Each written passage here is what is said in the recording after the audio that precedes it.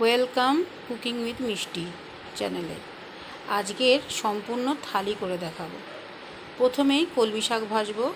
কড়াইতে দুটো শুকনো লঙ্কা কেটে দেব এবং জিরে 1 চামচ দেব সর্ষের তেলের মধ্যে দিয়ে ভালো করে ধুয়ে কেটে রাখা কলমি শাকগুলো দিয়ে দেব। দিয়ে 1 চামচ নুন দেবো, দিয়ে ঢাকা দেব। বলতে ভুলে গেছি, 1 চামচ হলুদও দিয়েছি, দিয়ে নাড়াচাড়া করে ঢাকা দিয়ে নেব। জল শুকিয়ে এলে পোস্ত 1 চামচ দেব, দিয়ে আবারও ভালো করে নাড়াচাড়া করে নেব। নিলেই তৈরি হয়ে যাবে শাক ভাজা। মাছের ঝাল করার জন্য মিক্সির বাটিতে একটা মশলা করব। তাতে 1 চামচ পোস্ত দেব, 1 চামচ সাদা তেল দেব, আর 1.5 চামচ কালো সর্ষে দেবো। দিয়ে মিক্সিতে প্রথমে শুকনো নাড়িয়ে নেব যাতে পুরো মিশ্রণটা গুঁড়ো হয়ে যায়। এবারে সামান্য জল দেবো, দিয়ে আরও একবার ঘুরিয়ে নিলে পেস্ট তৈরি হয়ে যাবে। এবার কড়াইতে সরিষার তেল গরম করে মাছগুলো যেমন ভেজে নেব। নিয়ে কড়াইতে ওই তেলেই কুচি কুচি করে কাটা পেঁয়াজ দেব, কাঁচা লঙ্কা দেব, দিয়ে নাড়তে থাকবো। পেঁয়াজগুলো সোনালি রং ধরলে আর ভাজা হয়ে গেলে তাতে 1 চামচ লবণ দেব, তারপরে 1 চামচ হলুদ দেব, কাশ্মীরি লঙ্কার গুঁড়ো দেব, দিয়ে আবারও মশলাটা কষিয়ে নেব। ভালো করে মশলা কষানো হয়ে গেলে সামান্য জল দেবো, দিয়ে মশলাটা ভালো করে কষিয়ে নেব যাতে কড়া ধরে না যায় মশলাটা। এবারে যে পেস্ট বানিয়েছিলাম সর্ষে তিল দিয়ে ওই পেস্টটা কড়ার মধ্যে দেব, দিয়ে ভালো করে নাড়িয়ে নেব। নিয়ে মশলা থেকে যখন তেল ছাড়তে শুরু করবে তখন 1 কাপ মতো জল দেব, দিয়ে ভালো করে ফুটিয়ে নেব। তরকারি যখন ভালো করে ফুটে যাবে স্বাদের জন্য 1 চামচ চিনি দেব। আপনারা ইচ্ছা করলে এটা স্কিপ করতেও পারেন।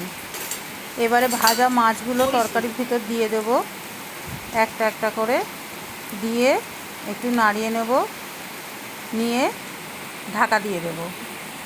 এবারে তৈরি কাঁচা লঙ্কা দেব, আর উপর থেকে সরিষার তেল ছড়িয়ে দেব। এতে খুব সুন্দর একটা গন্ধ হবে। দিয়ে ঢাকা দিয়ে দেব। তৈরি হয়ে গেল মাছের ঝাল। এবার বানাবো মাছের ডিমের বড়া। তার জন্যে 100 গ্রামের মতো মাছের ডিম নিয়েছি।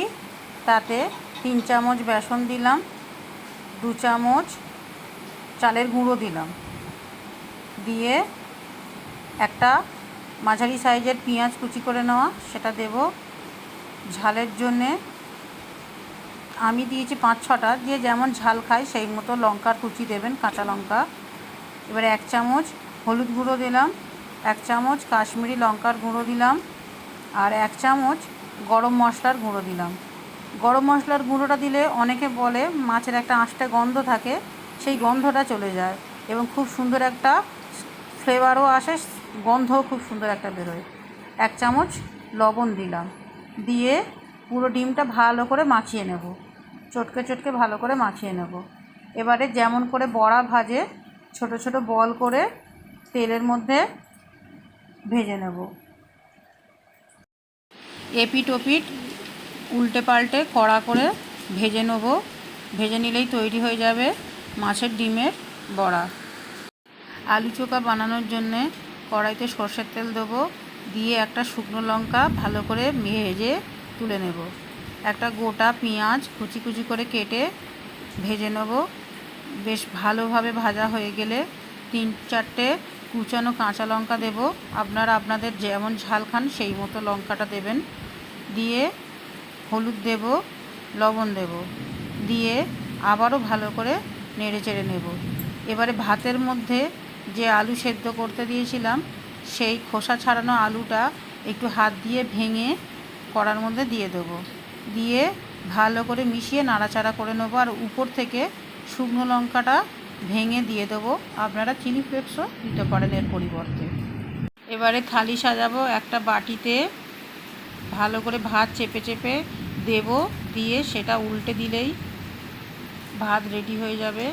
দিয়ে আলু চোখাটা হাত দিয়ে একটু ভালো করে রাউন্ড শেপ করে নেব, নিলে আলু চোখাটা দেব, শাক ভাজা দেব, তারপরে মাছের ডিমের বড়া দেব, দিয়ে মাছের ঝাল দেব, সঙ্গে আম কেটে দেব এবং দই সহযোগে পরিবেশন করব আজকের থালি।